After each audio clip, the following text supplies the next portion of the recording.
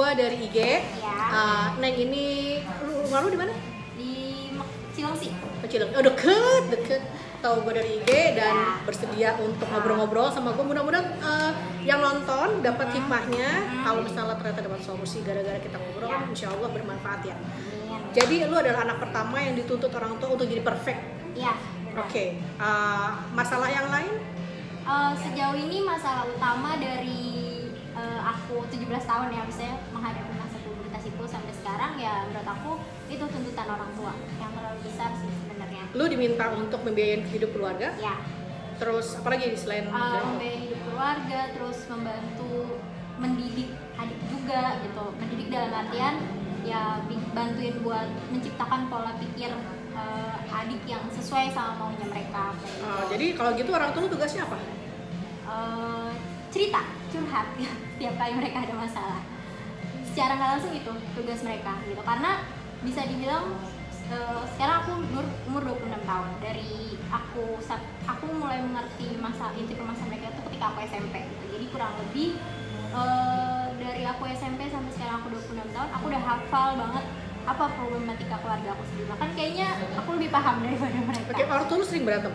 Yes. Tentang uang? Tentang banyak hal sih, bahkan hal-hal sepele seperti beda pendapat kecil pun itu bakal jadi permasalahan buat nikah. Sampai kadang sempat mikir dulu tuh motivasi mereka nikah tuh apa ya? Apa karena mereka berdua merasa telat, terus akhirnya kebetulan ketemu orang yang mau nikah, jadi ya udah yuk kita nikah aja. orang tua lu nikah nggak telat kan atau memang? Dulu sih setahu aku mamaku nikah umur 36, terus bapak umur 40. Dan emang khususnya papa sendiri juga emang punya trauma sebelum menikah itu, jadi ya seperti itulah. Terus akhirnya sekarang lu dituntut untuk jadi anak yang Ya. berbakti, dalam artian lu yang memberikan Ya. nafkah. Ya. Bentar, orang tua lu kerja nggak? Dua-duanya kerja, jadi dua-duanya kerja, cuman sekarang mereka udah pensiun gitu. Oke, ketika pensiun terus mereka Yes. mengharapkan lu yang udah disekolahin apa Ya. segala macam, berbaktilah dengan cara Ya. memberikan Ya. nafkah. Ya, dan bagi mereka berbakti versi mereka ya seperti itu gitu loh. Walaupun mungkin mereka mengharapkan lain, tapi intinya selama bisa memenuhi kebutuhan ya lo udah luar biasa gitu ibaratnya. Pensiunnya PNS atau gimana? Maksudnya dapat uang pensiun tiap bulan ya, kan? dapat. Enggak, karena karyawan swasta dua-duanya. Dan memang Nggak punya tabungan ketika sebelum pensiun? nah sempet ada masalah juga, kayak bisa dibilang dulu punya usaha terus bangkrut, nggak tahu ya, maksudnya banyak banget dramanya sampai kayak waduh ini udah kayak sinetron aja gitu. Tapi ya mungkin ini jalan yang kayak gini, jadi ya udah. Sementara lu sendiri kerja di PNS swasta? Swasta. Oke. Jadi selama ini lu kerja semua penghasilan buat keluarga? Ya. Semua? Sebagian setengahnya. Oke, sebagiannya lagi Buat aku. cukup? Cukup. Awalnya memang aku memberikan semuanya. Tapi lama kelamaan aku juga cerita ke teman ya, mereka bilang nggak bisa kayak gitu akhirnya ya, setengahnya gitu. Ada lu yang cowok? Kebetulan dia belum, dia baru mau masuk kuliah. Kebetulan kita beda 5 tahun, dia sekarang umurnya 21 dan sempat nganggur juga 2 tahun. Setahun dia sempat kerja, terus tahun ini nggak ngapa-ngapain, biasanya ya sambil nunggu kuliah gitu. Yang biayain kuliah adik lu siapa? Duit orang tua juga gitu. Kebetulan sempat dapat uang juga dari kakek kan. Waris lah ya? Ya waris seperti itu. Oke, so sekarang posisinya lo kerja untuk keluarga. Ya. Terus lu dituntut untuk bisa mengarahkan adik lu dengan baik dan Ya. benar.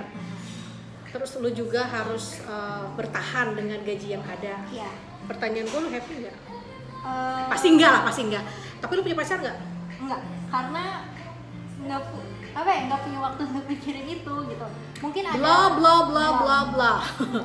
Ya. Wah, nggak punya waktu. Waktu kita 24 jam, semua Ya. orang punya waktu yang sama 24 Ya. jam. Oke, kalau gitu pertanyaannya gue rubah guys.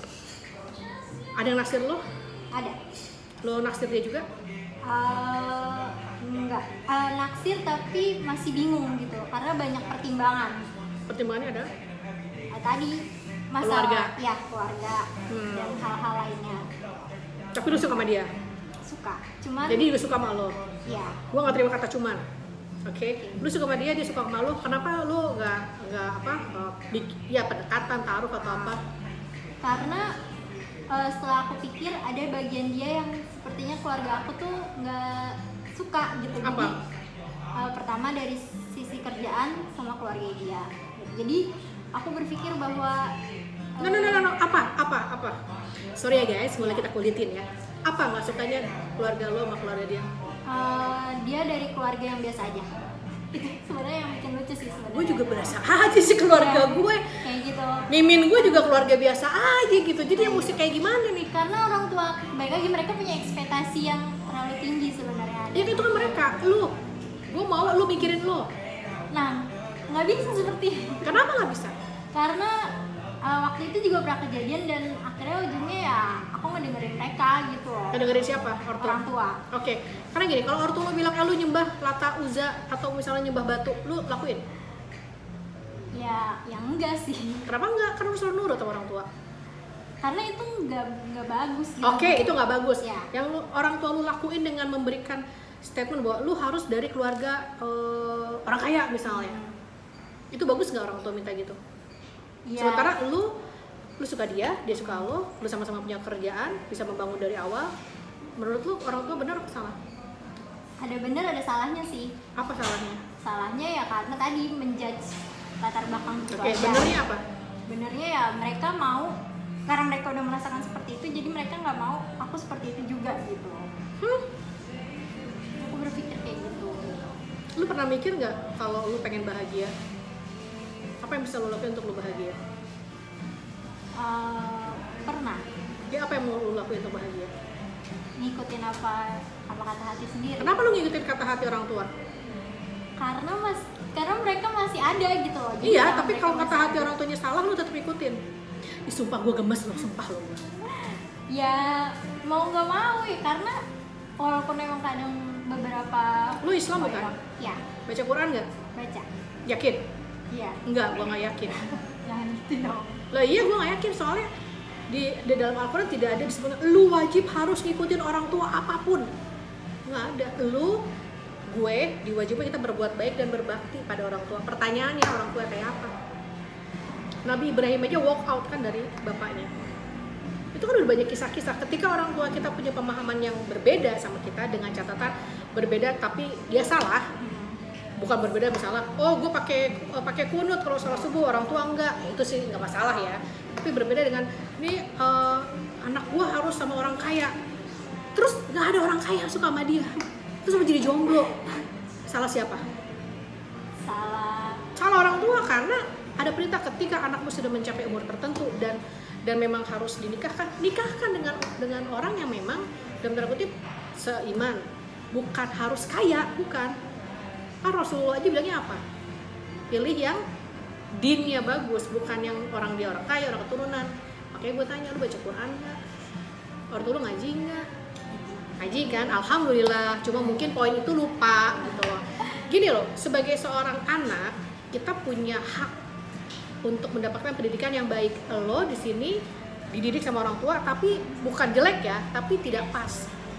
Lu sebagai anak pertama diharuskan gini-gini, makanya tadi gue tanya orang tua lu kerjanya apa dong? Dan ketika lu melakukan seperti itu terus-terusan, lu berarti menambah terus tuh kesalahan ortu lu nambah dosa terus, berkat siapa? Lu yang berkontribusi, ortu lu makin banyak dosa karena kewajibannya tidak dilaksanakan. Maaf ya, langsung ya. Kalau ada yang tidak setuju, diem atau ketemu gue. Karena kalau gue percaya gini, Allah itu adil, baik si anak maupun orang tua punya hak dan kewajiban masing-masing. Buat gue, lo anak yang mungkin penurut tapi sebenarnya pendendam. Sekarang lo umur 26, lo harus membiayai orang tua lo dengan keterpaksaan, bukan? Tidak ikhlas. Untuk sekarang Tidak ikhlas. Udah nggak usah kemana-mana, nggak usah dikudir sini. Gue nggak ikhlas. Karena sebenarnya lo tuh anak perempuan, tidak berkewajiban seperti adik lo yang laki. Nah tapi kan adik lo laki masih dikuliahin kan, berarti bapak ibu lo masih ada uang kan. Kalau misalnya lo membiayai untuk karena gue masih numpang di rumah orang tua, gue kasih bayar listrik apa segala macam. Pertanyaan gue itu kewajiban apa bukan? kewajiban. Kata siapa? Kewajiban orang tua lo itu sampai lo menikah. lu dibiayain, lu dilindungin, lu dikasih makan, listriknya dibayarin, itu kewajiban orang tua karena lu anak perempuan. Tapi kalau lu misalnya oke, gue mau nyumbang bayar listrik apa, itu sedekah namanya. Karena orang tua mampu kan, bukan nggak mampu untuk bayar, cuma merasa lu aja deh gitu. Itu melalaikan kewajiban sebagai orang tua. Jadi kalau menurut gue, tanpa mengurangi rasa hormat sama orang tua lo harus berani speak up. Pak, Bu, aku pengen menikah sama laki-laki ini. Aku udah nyaman, insya Allah seiman. Yang paling penting kan dia seiman, dia tuh juga sholat dan segala macam. Urusan dia masih dari keluarga biasa aja. Ya kita juga keluarga biasa aja, bukan? Gue kalau lagi keluar julidnya, gue akan bilang, lu miskin aja belagu, gimana kaya? Makanya nggak pernah kaya, karena miskin aja belagu. Orang tuh kadang-kadang suka lupa gitu, kayak misalnya gue pengen nikah sama siapa sih, idol Korea, Chanu misalnya, atau Lili siapa? Gimana lah yang terkenal yang ganteng? Hah? Dio misalnya, EXO gitu kan? Tanpa lu melihat emang gue segitunya bisa. Jadi kan orang jadi halu kan, nggak happy. Sama kayak orang tua lo, gue pengen punya mantu yang kaya. Di mana-mana orang kaya pasti akan bergaul di tempat orang kaya. Jadi urusan kayak film Cinderella, bawang merah bawang putih, ada kejadian kayak gitu. Tapi ya mungkin 1 di antara sejuta. Dan lagian orang kaya itu berawal dari orang nggak punya, tapi gigih bekerja itu. Ortu lo mau instan. Terus yang paling parahnya lo mengiyakan aja. Padahal tadi lu bilang lu juga punya ilmu kan, ngaji, lu juga punya, lu tahu adab lah gimana misalnya menolak sesuatu sama orang tua. Buat gue sih ini tamparan keras buat orang tua di sana. Jadi ketika nanti lu misalnya jadi orang tua, lu akan memberikan yang terbaik buat anak-anak lo. Jangan menuntut ketika dia besar.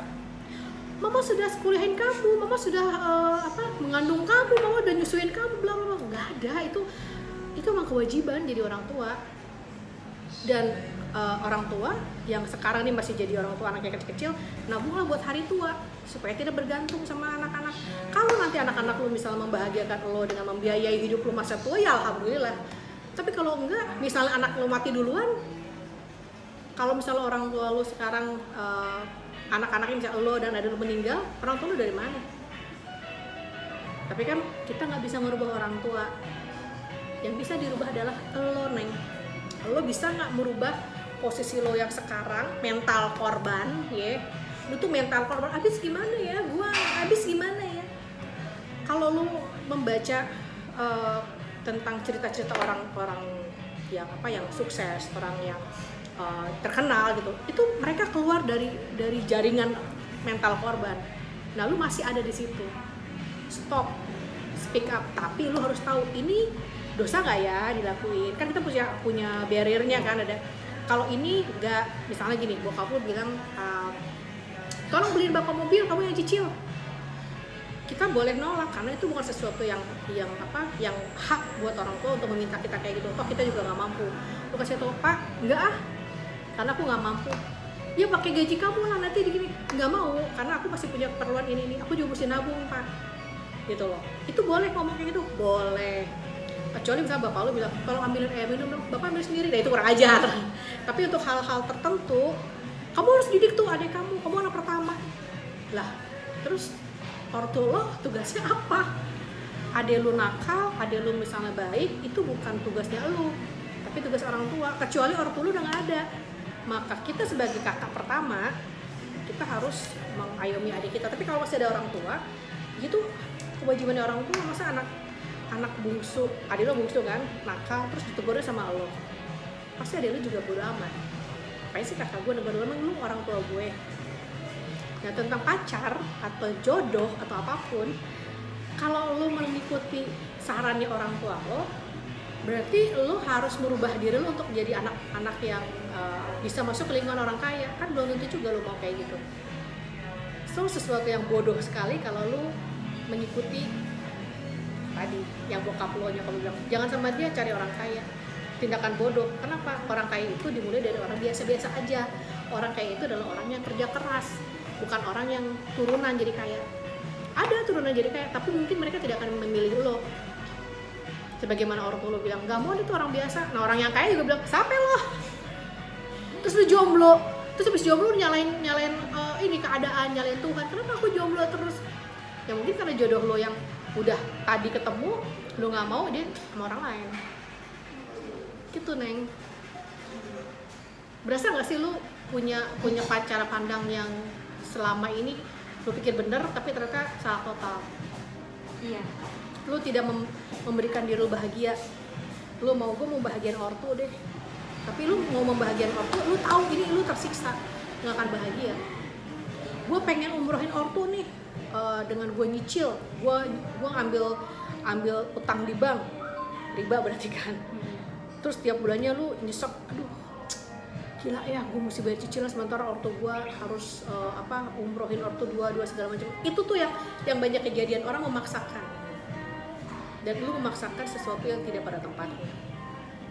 Apa perlu saya siram kamu supaya kamu seger? So, kumaha, ada yang mau ditanya? Ya aku merasa setuju semua sih sama pendapat.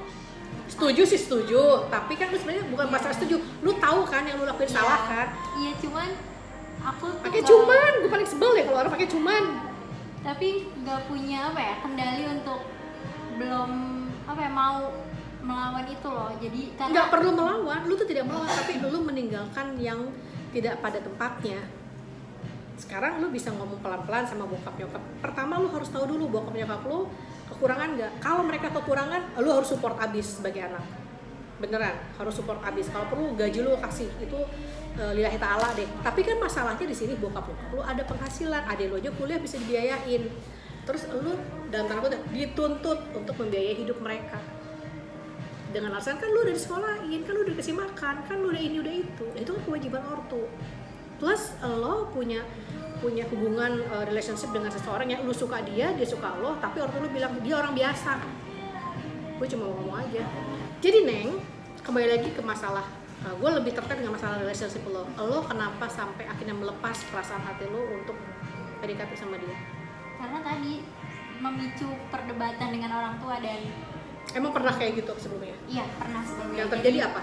Yang terjadi ujung-ujung ya udah akhirnya laki-lakinya yang pergi gitu. Nyesel nggak? Gitu aja. Ya. Lu nyesel nggak? Nyesel. Masih ada rasa sayang sama dia?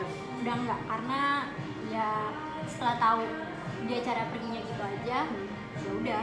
Dan itu juga jadi bumerang juga kan buat diri aku sendiri. Makanya tahun kemarin sampai ke psikolog itu karena ya banyak tekanan itu gitu. Ortu lu tahu ketika lu ke psikolog? Enggak. Kenapa nggak dikasih tahu? Karena mereka tuh pasti mikirnya ngapain sih ke psikolog segala, nggak punya Tuhan aja, kayak nggak punya Tuhan aja kayak. Padahal sebenarnya ya itu juga semua karena perbuatan mereka, misalnya karena salah satu sikap mereka ke aku juga gitu. Dan selama lu nggak ngomong sama ortu lu, maka mereka akan terus menerus melakukan hal itu terus-terusan. Ya, dan aku emang nggak ngomong kalau aku ke psikolog, tapi semenjak itu aku jadi mulai berani gitu. Kalau misalnya ada pandangan apa ya aku coba untuk sampaikan baik-baik, walaupun ya tadi gitu ujungnya bertentangan. Dan akhirnya aku tipe orang yang menghindari konflik dengan orang tua, karena khususnya sama ibu ya.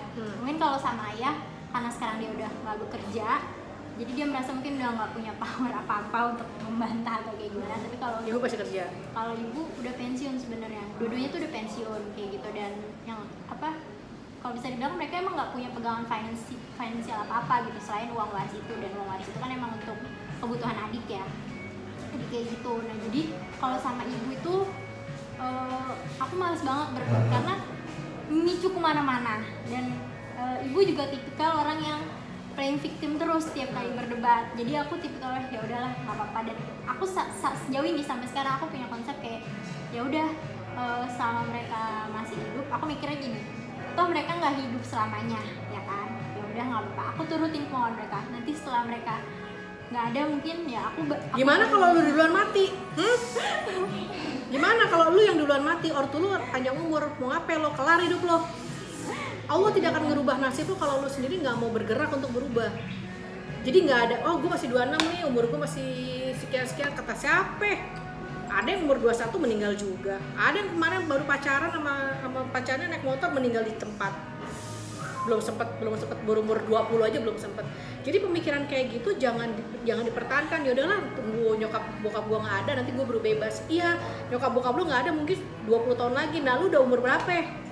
Terus lu mau nyari jodoh, lu mau mempersiapkan hidup lu, kayak nggak bisa. Lakuin sesuatu untuk berubah saat ini, hari ini.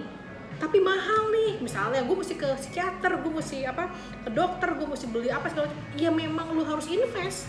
Untuk lu mempersiapkan diri lu jadi lebih baik, lu harus berani invest, lu harus berani membayar, entah itu dengan uang ataupun kerja keras. Dengan nyokap lu misalnya punya pemahaman yang bikin lu jadi kesel atau segala macam, nggak ada salahnya lu untuk jaga jarak.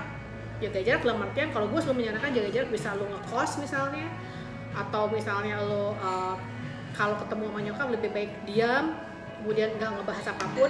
Tapi ketika lu punya sesuatu dan lu tahu yang lu pegang itu benar, tidak melanggar syariat, tidak dosa, bukan maksiat atau apapun, go for it gitu. Karena yang menentukan bahagia itu kita, bukan orang tua kita. Kita diwajibkan berbuat baik sama orang tua, diwajibkan berbakti, diwajibkan untuk tidak membantah, apalagi kata gitu. Tapi ketika sesuatu yang hak dan kemudian orang tua menghadang itu, ya lu harus bisa speak up. Karena kalau enggak, itu kan kena ke badan sendiri. Even misalnya lu baik-baik aja nih, hubungan relation dengan teman kantor oke, tapi bisa sampai ke badan. Gue punya klien yang kanker stadium akhir, itu datang ke gue, masalahnya apa? Dia ditekan sama orang tuanya melakukan hal yang dia nggak suka. Dia selama waktu itu dia umurnya juga masih muda lah, 25 atau berapa lah.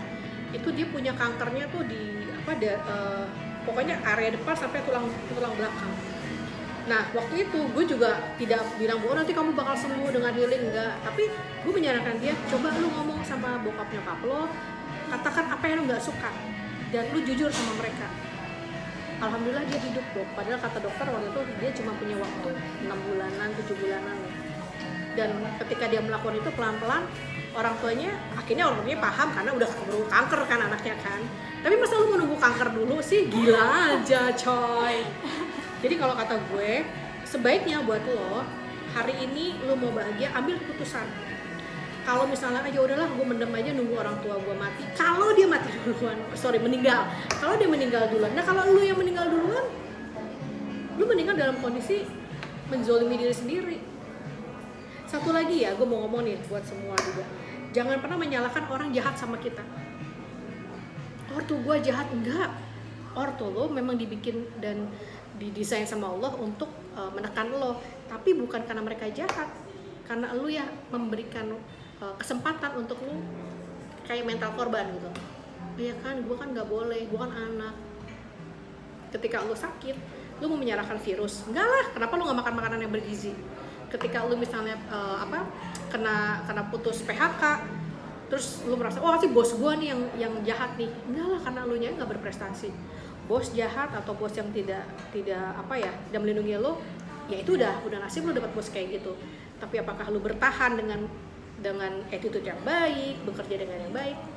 Kalaupun misalnya, tapi gue tetap di PHK dengan 10 orang yang lain, ya berarti memang udah nasib lo di PHK. Dan kedepannya lo harus mikir, gue mau kerja apa? Apakah gue bisa sendiri? Jadi itu loh, mental korban. Again, di sini lo merasa bahwa gue nggak mungkin ngelawan sama orang tua, soalnya kan itu bapak ibu gue. Itu kan kayak lo merendahkan kekuatan diri lo sendiri. Jadi tanpa lo jadi anak yang durhaka, tanpa lo jadi anak yang rebel dan ngelawan, lo bisa kok memilih bahagia.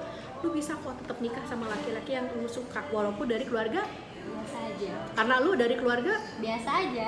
Oh, dan orang tua lo adalah keluarga yang biasa aja. Nah ya sudah, terus kenapa gitu loh? Sekuat-kuatnya orang tua lo neken, dia pasti akan kalah kalau anaknya udah kekeh. Enggak kok, gue memang mau sama dia. Kalau lu nya nggak kekeh dan lu nya ngalah-ngalah terus, ya gue sih bilang lu nya bodoh. Gitu guys. Jadi pesan gue buat lo harus tahu yang lo mau apa, lo harus tahu hak dan kewajiban lo apa, belajar lagi, menggali lagi. Kalaupun orang tua lo menekan hak lo, maka gunakan adab yang baik untuk speak up, untuk menolak. Orang tua nggak selalu salah, tapi orang tua juga nggak selalu benar. Kira-kira ada yang mau 1 kalimat, 2 kalimat didengerin sama mereka setelah lo ngobrol lagi sama gue? intinya ya tadi kita harus menghadapi itu. Ya bener, kalau punya orang tua kayak gitu ya kita punya konsistensi sendiri sih. Itu sekalian justru challenge terbesar itu bukan sama orang tua tapi melawan diri kita sendiri buat. Ya lu pinter. Tapi Bisa prakteknya tuh. susah karena Ya kalau praktek susah, lu cari tempat yang bisa mendevelop lu punya apa ya, karakter. Misalnya lu ikut motivasi apa, atau misalnya lu mau ikut healing apa, lu mau ketemu sama siapa, guru atau apa. Karena kita nggak bisa, oh gue mah dengan sholat, zikir dan segala macam, cukup Allah yang bisa mengubah gua. Pret. Di Quran aja dikasih tahu bahwa Allah tuh menciptakan manusia untuk saling mengenal. Artinya saling support, mencari. Kalau misalnya ada orang bilang, oh saya mah hidup cukup saya dan Allah, berarti kalau lu sakit jangan ke dokter. Kalau lu mau makan jangan ke pasar, ya minta aja sama Allah gitu. Itu kadang-kadang orang suka salah kaprahnya gitu. Yuk kita beragama tapi kita pakai ilmu, jangan cuman gue bisa begini gitu. Dan jangan lupa ketika kita sudah punya ilmu, adab didahulukan. Karena lu berilmu tapi nggak ada adab, sorry, iblis lebih kuat dan lebih hebat dibandingkan kita. Dia punya ilmu tinggi tapi dia tidak beradab sama Allah, akhirnya jadi seperti itu. Oke guys ya, jadi Neng ini sudah dibakyak dari Cilengsi, mudah-mudahan bermanfaat buat lo. Kalau nggak bermanfaat ya udah skip aja. Oke, atur nuhun ya. Mimin.